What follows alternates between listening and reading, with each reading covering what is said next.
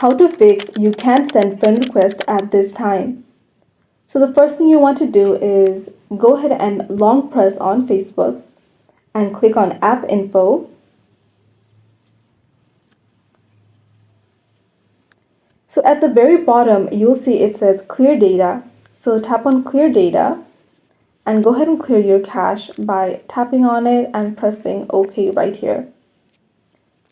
So another thing you have to do is go ahead to your Play Store. Go ahead and type Facebook at the search bar at the very top. And once it's open, where mine says open right here, yours might be saying update, and if that's the case, go ahead and click on the update and make sure that your Facebook is of the latest version. So go ahead and clear that out and reopen Facebook and resend your Facebook request. So that is how to fix you can't send friend request at this time.